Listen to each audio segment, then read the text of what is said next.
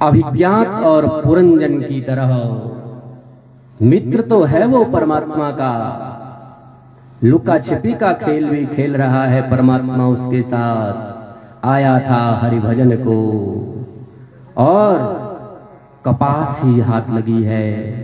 उसी प्रकार भगवान की जो माया शक्ति है उसके कारण जीव इन कथाओं में जाने के लिए दो प्रकार की स्थिति होती है व्यक्ति की। अभी सोचा एक मन करता है ये करना चाहिए, लेकिन फिर दूसरी प्रवृत्ति आ जाती है, नहीं। तो वो जो करने की प्रवृत्ति है, अच्छा करने की जो प्रवृत्ति है, वही तो परमात्मा है। वो तुम्हें भेज रहा है चलो कथा में चलो, लेकिन एक प्रकार का मन जो है कहता है रहने दो। सुनीति और सुरुचि क्या है? अच्छी जो नीति है वो बताती है कि कथाओं में जाओ, कथाओं को सुनो, और सुरुचि बताती है केवल रुचि, अच्छा नहीं लग रहा है, मेरी मर्जी। सुनीति का ध्रुव होता है और सुरुचि का उत्तम होता है। लेकिन ये दो प्रकार की वृत्तियां जीव में आती हैं, तो सौभाग्यशाली हैं आप लोग। कल हमारे पूज्य गुरुदेव कह रहे थे कि सब लोग आ जाना, और आए भी हैं। आज तो पहले ही बैठ गए थे सब लोग, क्योंकि आप पर परमात्मा की कृपा ही नहीं अति कृपा है जो आप लोग यहाँ बैठ गए कथा सुनने के लिए। महाराज कहीं जाना होता ना विवाह में तो सबसे पहले चले जाते हैं, लेकिन कथा में तो वही आता है जिसे परमात्मा बुलाता है।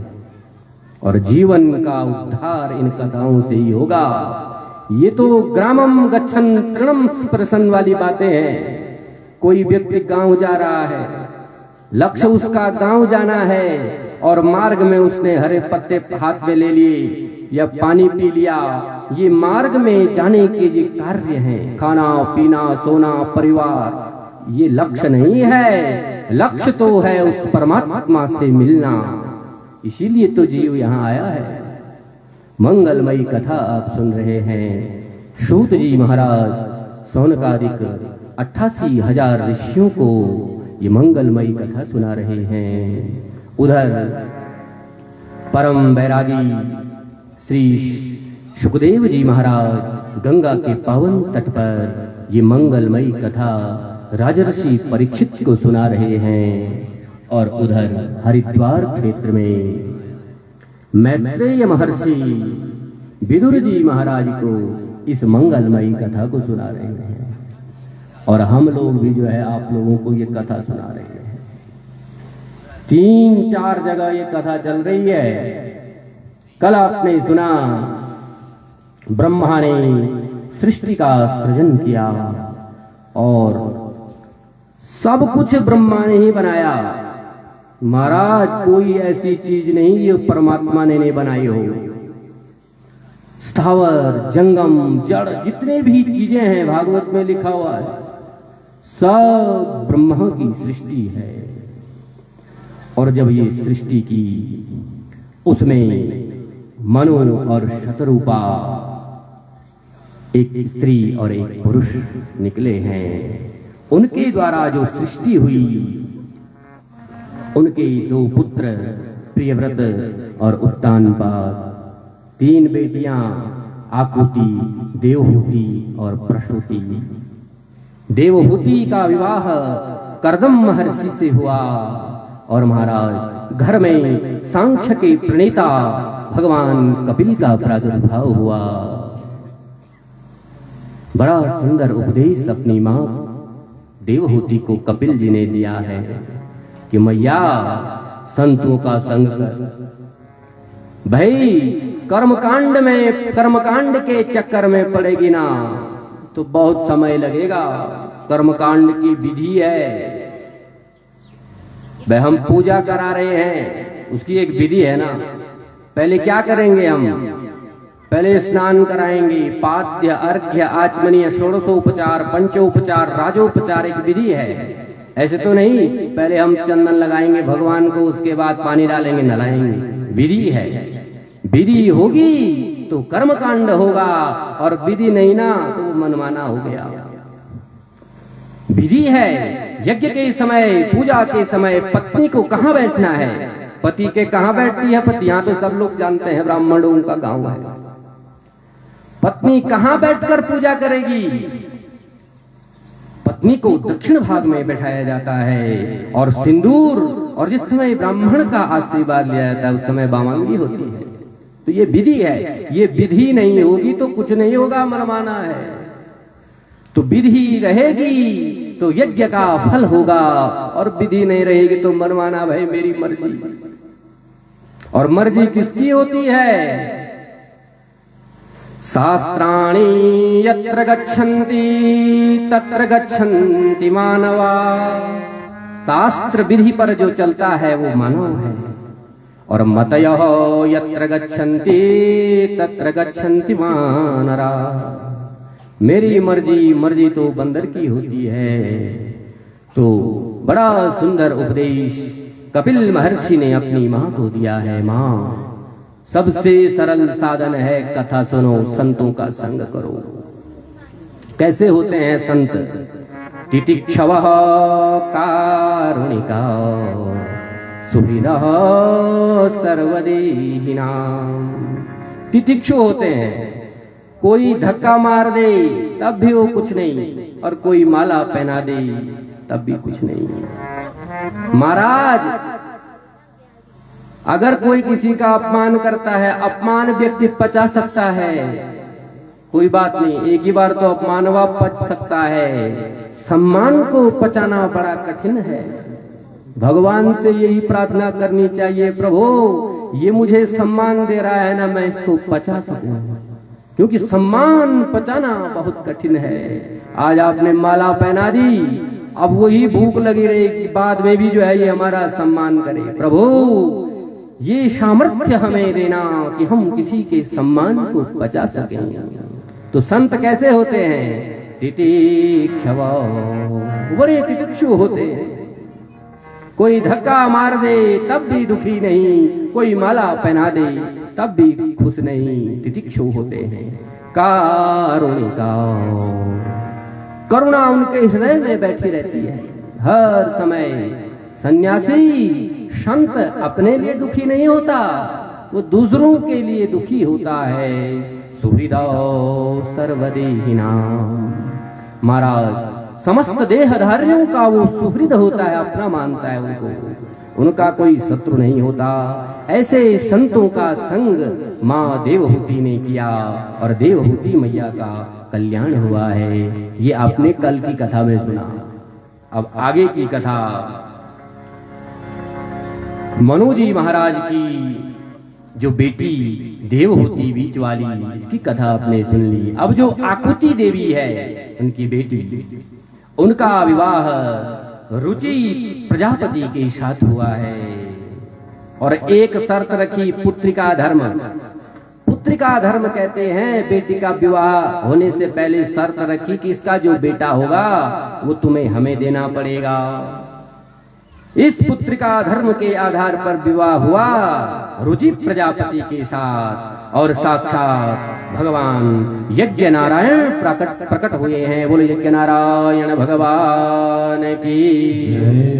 यज्ञ नारायण का विवाह दक्षिणा देवी के साथ हुआ है। यज्ञ तभी समाप्त होता है, संपन्न होता है जब दक्षिणा दी जाती है। तो यज्ञ नारायण की पत्नी दक्षिणा हुई है, और इसी में कर्दम महर्षि की एक पुत्री है अत्रि, अनसुया, उनका विवाह अत्रि के साथ हुआ है। महाराज, एक समय जो है उसने तीनों देवताओं को अपना पुत्र बना दिया। ये शक्ति होती है देवियों में, पातिव्रत धर्म में ये शक्ति होती है कि त्रिदेव उसके यहाँ बच्चे बन के आए हैं। सोमो ब्रह्मणों सेना दत्तो विष्णुस्य योगवे दुर्वासा संकरांस्योऽंशो निबोधांगी रस प्रजा। चंद्रमा ब्रह्मा के अंश से आए हैं और दुर्वासा महर्षि शंकर भगवान के अंश से आए हैं और भगवान विष्णु के अंश से दत्तात्रेय जी महाराज प्रकट हुए हैं। बोलो दत्तात्रेय जी महाराज की जय हो। और इसी वंश में प्रसूति का विवाह दक्ष प्रजापति, आकुति का तो सुन लिया, अब रही प्रसूति। प्रसूति का विवाह दक्ष प्रजापति के साथ हुआ है। इनकी जो है 16 बेटियां हुई हैं। 13 का विवाह धर्म के साथ हुआ है, 1 का अग्नि के साथ हुआ है और 1 का पितरों के साथ हुआ है। और सबसे छोटी जो है सती, उसका विवाह भूत भावन भगवान शंकर से हुआ है। लेकिन मैं विदुर जी, इनके बच्चे नहीं हुए। क्यों महाराज, सुनाओ ना इस कथा को। कि सती ने अपने पिता के यज्ञ में अपने प्राणों की आहुति दी है। अब तो विदुर जी महाराज ने प्रश्न किया है, सुनाओ ना इसकी कथा। अपने पिता के यज्ञ में भगवती सती ने अपने प्राणों की आहुति क्यों दी? अरे भगवान शंकर तो कैसे हैं? कर्पूर गौरम करुणावतारम संसार सारम भुजगेंद्रहारम। करुणा के अवतार हैं भगवान शंकर। इतने दयालु महाराज, पानी डालो प्रसन्न हो जाते हैं। ज्यादा पूजा की भी विधि नहीं है। पानी चढ़ाओ, पत्ता चढ़ाओ, भांग धतूरा जो किसी को नहीं चाहिए, वो मेरे भूत भावन भगवान शंकर को चाहिए। और ऐसा पति प्राप्त करने के बाद भी सती ने अपने शरीर का त्याग क्यों किया? सुनाओ ना इस कथा को। अब जाकर कथा सुनाई है। एक समय की बात है, दक्ष प्रजापति को उनके पिता ब्रह्मा ने अध्यक्ष बनाया महाराज। सारे जितने भी देवता हैं उनका अध्यक्ष। अब जब उसकी सभा रखी गई, उस सभा में प्रजापतियों का वो अध्यक्ष है और उस सभा में सारे देवता आए हैं। भगवान विष्णु आए हैं, भगवान शंकर आए हैं, ब्रह्मा जी आए हैं। अब जो है सभा सब बैठे हुए हैं। बाद में आया दक्ष, क्योंकि महाराज पद मिल जाए, प्रतिष्ठा मिल जाए, बहुत कम है जो उसको पचा सकते हैं। उसके दिमाग में ये रहा, मैं तो अध्यक्ष हूँ, मैं तो क्या जाऊंगा, सबके बाद में जाऊंगा। और वो आया है दूर से, सब जब बैठ गई, अध्यक्ष बाद में आया। और जैसे ही वो अपने आसन में बैठा, सारे देवता दक्ष को देखकर खड़े हो गए। अब इधर इसने देखा भगवान विष्णु भी बैठे हुए हैं, ब्रह्मा भी बैठे हुए हैं और शंकर भी बैठे हुए हैं। भगवान विष्णु को देखा बैठे हुए हैं तो इसको कोई ज्यादा दुख नहीं हुआ, कोई बात नहीं, ये तो विष्णु हैं। ब्रह्मा जी को देखा, ये तो मेरे पिता हैं। लेकिन जब भगवान शंकर को देखा, ये तो मेरा दामाद, और मुझे देखकर खड़ा नहीं हो रहा है। बस अध्यक्षीय भाषण बाद में होना था, उसने पहले ही माइक छीन लिया और बोलने लगा। श्रूयताम ब्रह्मर्षयो में सहदेवा सहात्नयः साधूनां ब्रुवतो वृत्तम् नाज्ञानान् न च मत्सरात्, न अज्ञानात् न च मत्सरात्। हे ब्रह्मर्षियों सुनो, साधु नाम, ये साधुओं के बीच में जो बैठा हुआ है ना, ये साधु नहीं है, ये तो लोकपालों की कीर्ति को धूमिल कर रहा है। अब जैसे ही माइक पकड़ा वैसे ही बड़बड़ाना जब शुरू किया ना, तब तक किसी ने कहा ये किसको कह रहा होगा। सब इधर उधर देखने लगे।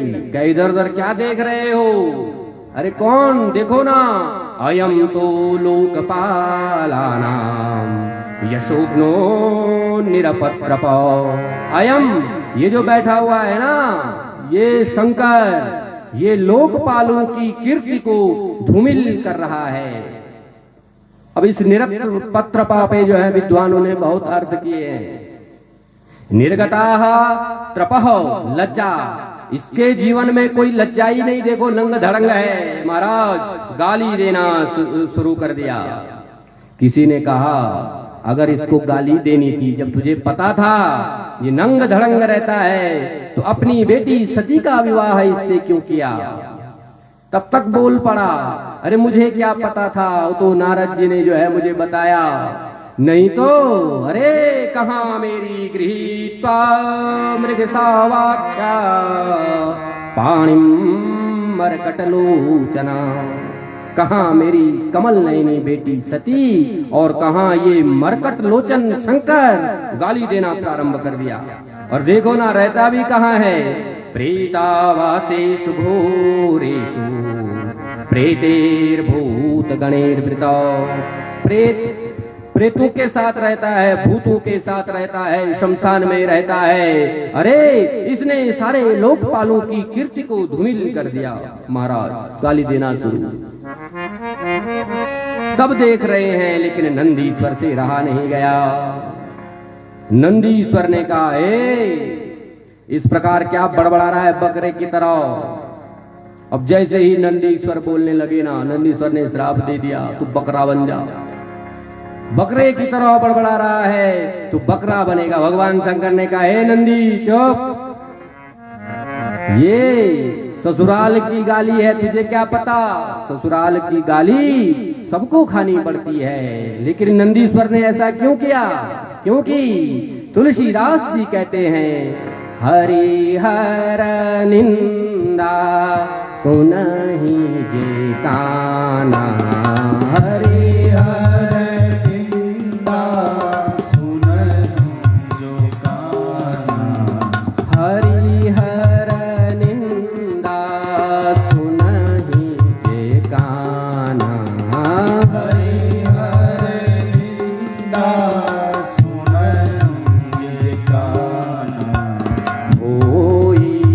पाप गो घात समाना, पाप गो घात समाना।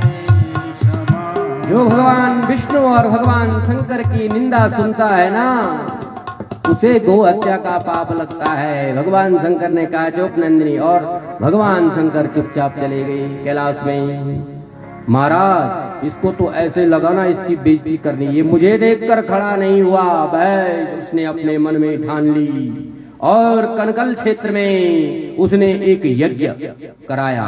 उस यज्ञ का नाम है बृहस्पति स्तव नाम का यज्ञ, कनकल क्षेत्र में कराया है। और यज्ञ में भावना क्या है?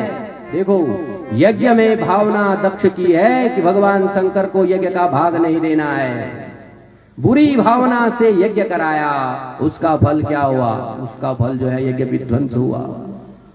सबको निमंत्रण दिया हुआ है, सब लोग जा रहे हैं, लेकिन भगवती सती को कोई निमंत्रण नहीं। और वास्तव में होता भी क्या है, अगर ना मेट में कोई कार्य होना और ध्यान को न बुलाया जाए ना, तो कैसा होता है महाराज, उसके अंदर से वो रोने लगती है। क्योंकि देखो कुंती, देखो ना कुंती जो है मरते मरते तक अपने जो है ससुराल, अपने मायके से प्रेम करती। माताएं वृद्ध भी हो जाएं तब भी उनका लगाव कहाँ रहता है? अपने मायके से लगा रहता है कि मेरा भतीजा है, ये मेरा भाई है। ये महाराज वास्तव में किसी ने सही कहा है, अगर जब तक पिता घर में है ना, पिता जब तक जीवित है तब तक जो है बेटियां जाती हैं और अपना सामान रख देती हैं, ये मेरे पिता का घर है। वास्तव में जिस दिन पिता चला जाता है ना, उस दिन वो जब घर में जाती है ना, संकुचित होकर जाती है। क्या समझती हैं कि अब ये मेरे भाई भाभी है, पता नहीं कैसे ही उस दिल से वो नहीं जाती है। लेकिन वृद्ध अवस्था तक भी माताओं का स्नेह अपने मायके से बना रहता है। वो सती भी सोच रही है कि मेरे यहाँ ये सब कहाँ जा रहे होंगे। जो देखा सवेरे से ही कैलाश से जो है रथ के रथ जा रहे हैं, तब तक एक बोल पड़ी कि हे सती, तू नहीं चल रही? बोल कहाँ? अरे तेरे पिता दक्ष ने कनखल में बृहस्पति सव नाम का यज्ञ रखा हुआ है, चलना। अब वो कह रही है कोई बात नहीं, रुक जा, मैं भी आती हूँ अभी। उसे तो पता ही नहीं भगवान शंकर के पास गई है, भगवान बैठे हुए हैं। उसने सोचा क्या मुझे पता नहीं, इनको पता होगा, और बोला चलो ना, मेरे पिता ने यज्ञ रखा हुआ है, आप चलो ना। मेरे पिता ने नहीं कहा, देखो शब्द वैभव, सती कह रही है प्रजापतिस्ते स्वसुरस्य साम्प्रतम् निर्यापितो यज्ञमहोत्सवः किल प्रजापतिस्ते। तुम्हारे जो प्रजापति दक्ष है ना, तुम्हारे क्या है स्वसुर, उनका जो है कनखल में यज्ञ रखा हुआ है, चलो ना। मेरी सारी बहनें जा रही हैं, चलो ना। भगवान शंकर ने कहा देवी हमें वहां बुलाया नहीं गया है, हमें वहां नहीं जाना चाहिए, क्योंकि शास्त्र कहता है अनाहुतो न गच्छे, बिना बुलाए कहीं जाना नहीं चाहिए। सती कह रही है ऐसा नहीं है, अनाहुता अप्यभियन्त सौहिदम् भरतुर गुरुर देवकृतस्य कीर्तनो। कुछ घर ऐसे हैं वहां बिना बुलाए भी जा सकते हैं, अपने पति के घर, अपने गुरु के घर और अपने पिता के घर। इसलिए चलिए ना। कह देवी मुझे नहीं जाना, अगर तुम्हें जाना, बहुत समझाया, अगर तुम्हें जाना है तो तुम जाओ। नंदीश्वर को आज्ञा दी है। नंदीश्वर ने भगवती सती का सारा सामान अपने ऊपर लादा है महाराज, और भगवती सती जा रही है। भगवान भी यही चाहते हैं, क्योंकि कथा लंबी है। वो त्रेता में भगवती सती को शंका हुई थी कि राम रो रहे हैं, सीता का भेष बना के गई थी ना, इसलिए भगवान शंकर के आराध्य राम है, सीता है, और सीता का शरीर धारण कर चुकी है सती। भगवान भी चाहते हैं कि अब ये शरीर हमें नहीं चाहिए, इसलिए भगवती सती जा रही है। इधर कैलाश से चली है हरिद्वार। महाराज जैसे ही उस यज्ञशाला में पहुंची, चारों तरफ देख रही है। तब तक मैया ने देख लिया, सारी बहनें हंस रही हैं कि देखो ना बिना बुलाए आई है ये। लेकिन ससुराल में केवल माँ ही ऐसी होती ना, बेटी कैसे भी चले जाए माँ गले से लगा देती है। सादर भलाई मिली एक माता, सादर भलाई मिली एक माता, भगनी बहुत मुस्काता, भगनी बहुत मुस्काता। सादर भलाई मिली एक माता, सादर भलाई मिली एक माता, भगनी बहुत मुस्काता, भगनी मिलही बहुत मुस्काता। माँ ने गले से लगा दिया है भगवती सती को। क्या हुआ तो? तेरे पिता ने नहीं बुलाए तो क्या हुआ, तेरा भी तो ये घर है। बहनें हंस रही हैं, देखो ना बिना बुलाए आई है। लेकिन माँ ने गले से लगा लिया है भगवती सती को। यज्ञ हो रहा है, यज्ञशाला में भगवती सती ने चारों तरफ देखा, चारों तरफ देख रही है। देखा मेरे पति का यहाँ कोई भाग नहीं है। अब तो क्रोधित हो गई। ससुराल में यदि पति का अपमान हो जाए ना तो देवियों से सहा नहीं जाता, और बोल पड़ी है हे पिताजी आपने ये ठीक नहीं किया, क्योंकि अरुद्र भागम तमवेद भचात परम पित्रा च देवे कृतहेलनम विभो। हे पिताजी, आपने ये अवहेलना भगवान शंकर की है, ये ठीक नहीं है। भगवान शंकर तो कितने आशुतोष हैं और उनके लिए आपने यहाँ भाग नहीं रखा, इसलिए अब मैं ये सह नहीं सकती। महाराज, जैसे ही दक्ष ने सुना, सती क्रोधित हो गई है, नेत्र लाल भगवती सती के हो गए हैं और दक्ष को श्राप दे दिया है कि तू बचेगा नहीं दक्ष, पिता ये तुमने ठीक नहीं किया है। और जो ये देखा, जाकर सती ने अपने प्राणों को ददर्श दे हो हतकल्मषा सती सद्यः प्रज्ज्वाल समाधिजाग्निना। समाधि रूपी अग्नि में सती ने उस यज्ञ कुंड में अपने प्राणों की आहुति दे दी है। जैसे ही सती ने यज्ञ कुंड में अपने शरीर को डाला, महाराज, हाहाकार मच गया है, यज्ञ विध्वंस हो गया है। अब तो भगवान शंकर के पास पता चला है कि सती ने अपने शरीर को यज्ञ में डाल दिया है। उधर भगवान शंकर क्रोधित हो गए हैं और भगवान शंकर ने क्या किया, अपनी जटा को लिया है और जटा को पटका है महाराज। जैसे ही जटा पटकी, वीरभद्र प्रकट हो गए हैं। बोल वीरभद्र जी महाराज की। एक काली के रूप में एक देवी प्रकट हुई है, जिसका नाम बोल काली मैया की। महाराज, जैसे ही वीरभद्र प्रकटे और भगवान ने कहा, उन्होंने कहा मैं क्या करूं, आज्ञा दो। त्रिलोकी में अगर त्रिलोकी को समाप्त करना है, मैं अभी करता हूं, आज्ञा दो। भगवान शंकर ने कहा कि वीरभद्र दक्षम सयज्ञम जहिमद्भटाराम त्वमग्रणी रुद्र भटान सको में। हे वीरभद्र, जा और दक्ष का यज्ञ विध्वंस कर और दक्ष को भी समाप्त कर, जो आज्ञा महाराज। अब तो वीरभद्र दौड़ पड़े हैं, उधर से काली भी चल पड़ी है। जैसे ही दक्ष के यज्ञ में पहुंचे महाराज, वैसे ही भयंकर युद्ध प्रारंभ हुआ है। और वहां रुरु नाम का जो भगवान का गण है, उसने सारे यज्ञ पात्रों को तोड़ा है और उस कुंड में, जो यज्ञ कुंड है, उसमें लघु संख्या कर दी है। भृगुंब बंध मणिमान वीरभद्र प्रजापतिम। मणिमान नाम के दैत्य ने, मणिमान नाम के गण ने भृगु को पकड़ा है। अब तो जो है वीरभद्र है, उसने प्रजापति दक्ष को पकड़ा है।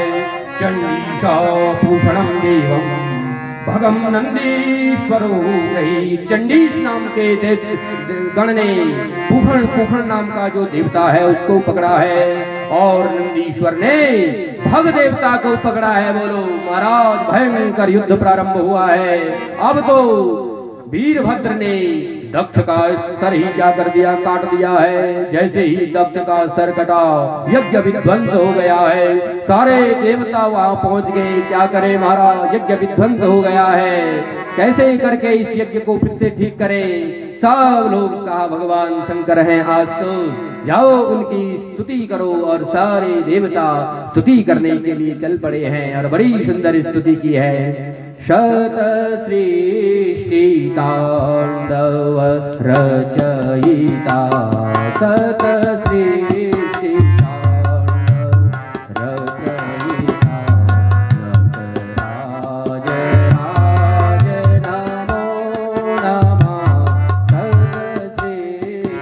तांडव रचयिता, नटराज राज नमो नमः। शत सृष्टि तांडव रचयिता, नटराज राज नमो नमः। सतसृष्टि तांडव रचयिता, नटराज राज नमो नमः। सतसृष्टि तांडव रचयिता, नटराज राज नमो नमः।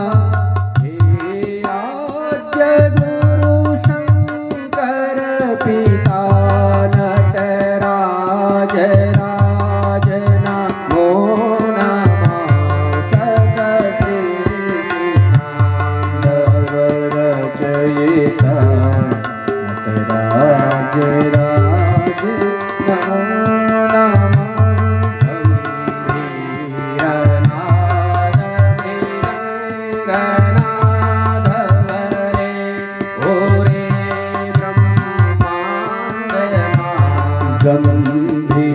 गंभीरनाद मृदंगनाद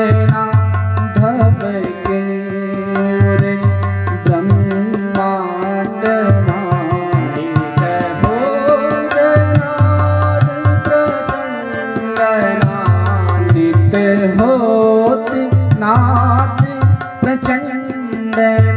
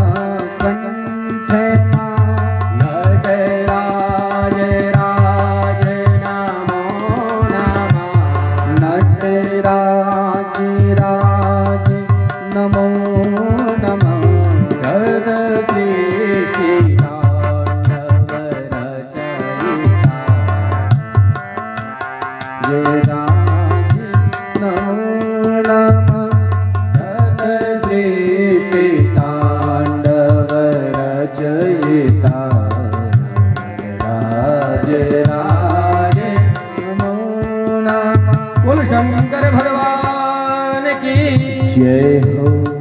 आस्तोष है ना भगवान, जैसे ही ये स्तुति सुनी प्रसन्न हो गए हैं, प्रकट हो गए हैं कि महाराज कैसे करके इस यज्ञ को पूरा करें। क्या इस दक्ष को बकरे का सर लगा दो, दक्ष को बकरे, क्योंकि जजमानी स्वाहा हो गया, बकरे का सर लगाया है और उस यज्ञ में सबको स्वस्थ किया है भगवान ने। और अब तो यज्ञ की पूर्णाहुति हुई है, भगवान ने उस सती के शरीर को उठाया है यज्ञशाला से और शरीर को उठाकर भगवान चल दिए हैं। उधर भगवान विष्णु ने सुदर्शन चक्र से सती के एक एक शरीर को काटा है और काटते काटते 52 शक्तिपीठों की स्थापना की गई है। और आज भी भक्त लोग उन 52 शक्तिपीठों में जाते हैं और अपनी मनोकामना पूर्ण करते हैं। एक शक्तिपीठ हमारा बिलोचिस्तान में है, वहां भी शक्तिपीठ है और बड़ा सुंदर कहा है किसी ने, नयन तेरे मां नयना देवी, चरण तेरे मां चिंत पूरणी, नैना देवी चरण तेरे मां चिंता पूरणी, नयन तेरे मां नयना देवी, चरण तेरे मां चिंता पूरणी, नयन तेरे मां नयना देवी, चरण तेरे मां चिंता पूरणी,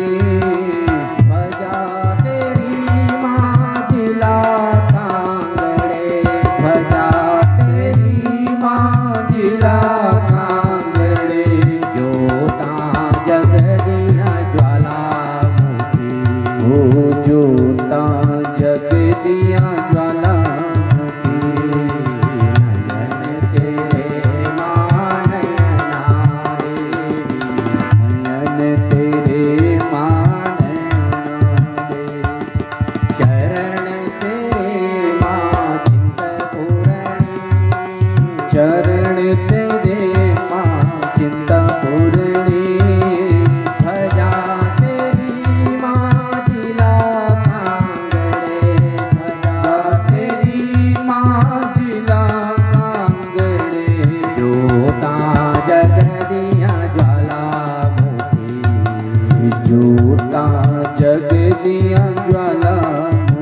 बोलो जगदम्बा मैया की जय हो।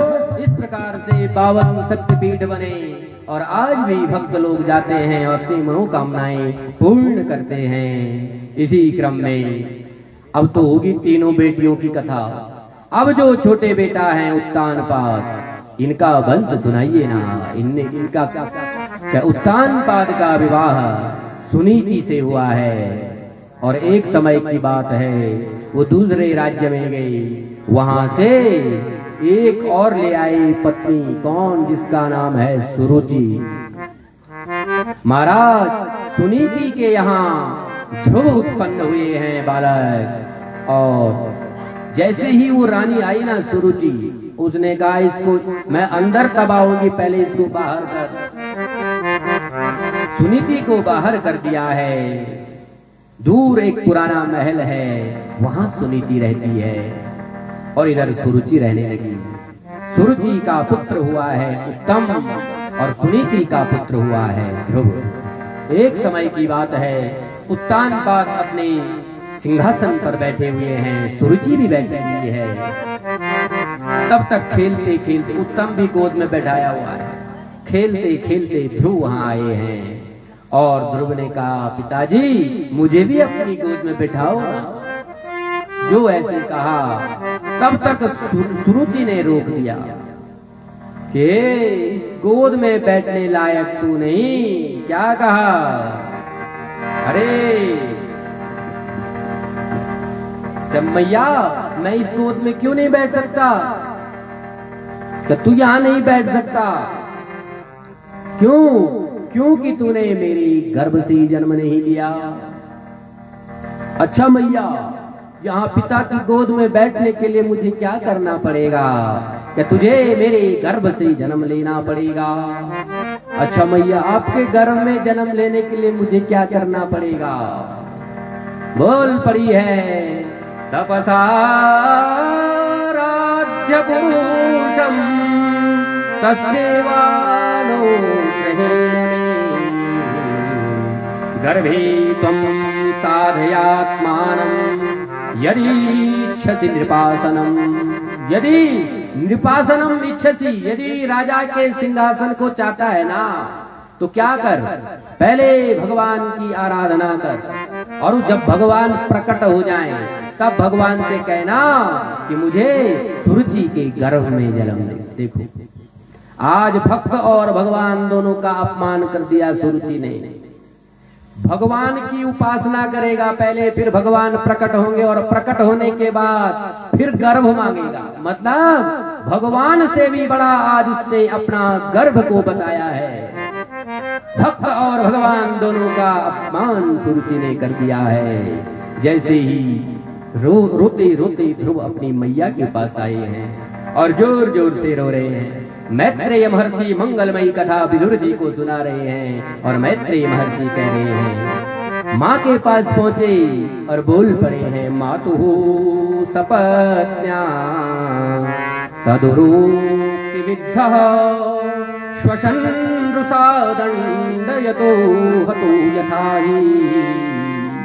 गरम गरम सांसें आ रही, कैसे रोता है छोटा बच्चा, और रो रहे हैं, आवाज भी नहीं आ रही है, रुंध रहा है गला। अपनी विमाता के द्वारा जो बाण रूपी, जो वज्र रूपी जो बाणी उसने छुड़ाई है ना, उससे अपनी माँ के पास बोले हैं, मैया तो परम पिता कौन होता है? क्या बेटा परम पिता भगवान होते हैं। क्या किसने कहा? क्या मैया मेरी जो विमाता है ना सुरुचि, मैं पिता की गोद में बैठने वाला था, उसने रोक दिया। उसने कहा भगवान की आराधना कर। और मैया वो तुझे क्या कह रही थी? दुर्भगा कह रही थी, वो दुर्भाग्यशाली है। अब आज की माएँ होती तो लड़ाई हो जाती, बड़ी आई तू मुझे दुर्भगा बोलने वाली।